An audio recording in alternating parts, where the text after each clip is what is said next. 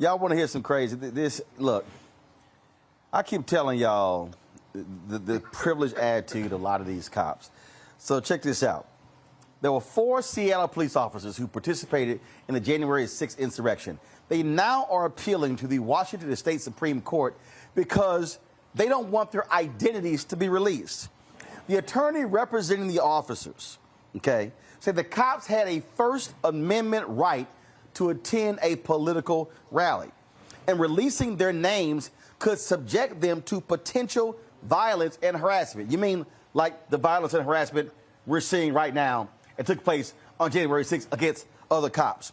The ACLU, they filed a Public Records Act request for the city's Office of Police Accountability investigation into the officers' activities on January 6th. They believe the public has a right to know who the officers are. The case will decide if their anonymity is protected under the state's public records law. The court must also decide whether the officers can continue their court filings anonymously.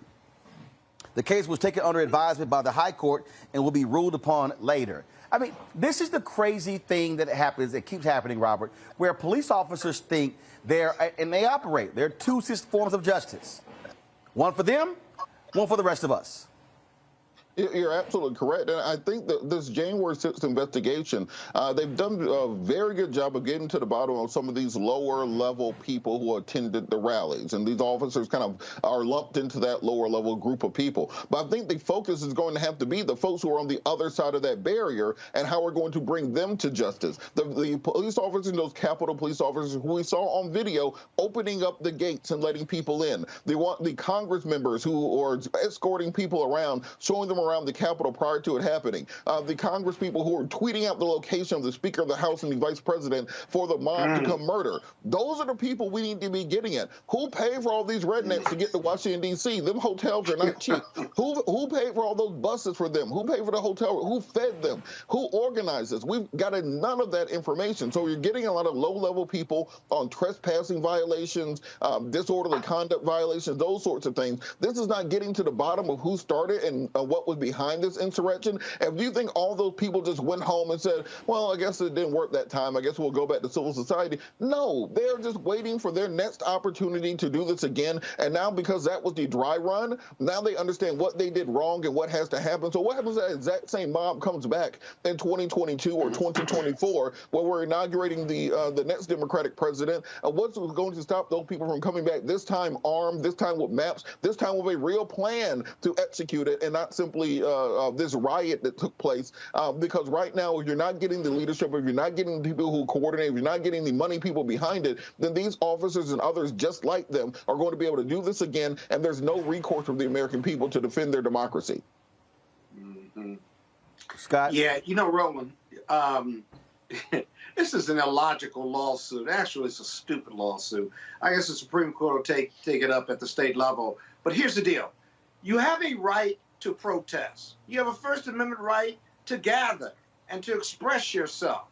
Then how come you don't have a right for the public to know your identity? Since you're on TV attacking the Capitol, you can't have it both ways. Either you're going to have your protection of First Amendment and to express yourself, but you are a public figure doing a public act, and it's on video. In fact, one of the officers, maybe 2 of them, posted videos of themselves at the rally and after the rally.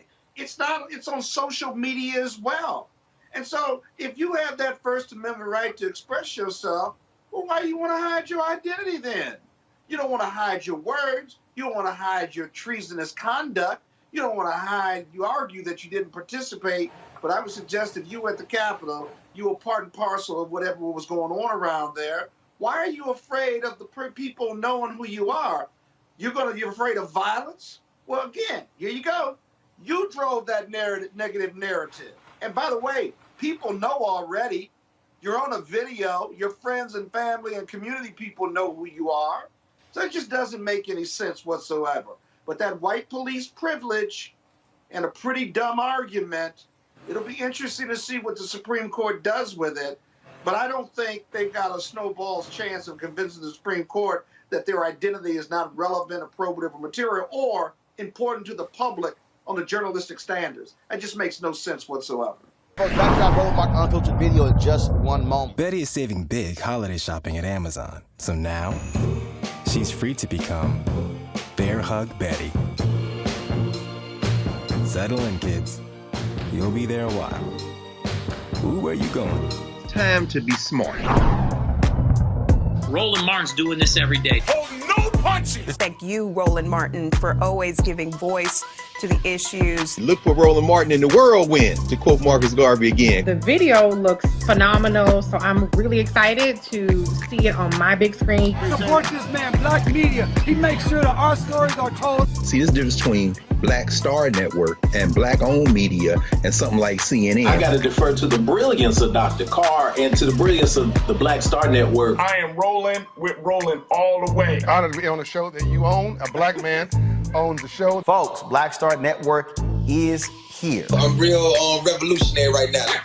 Roland was amazing on there. Stay black. I love y'all. I can't commend you enough about this platform that you've created for us to be able to share who we are, what we're doing in the world, and the impact that we're having. Let's be smart. Bring your eyeballs home. You can't be Black-owned media and be scared. You dig?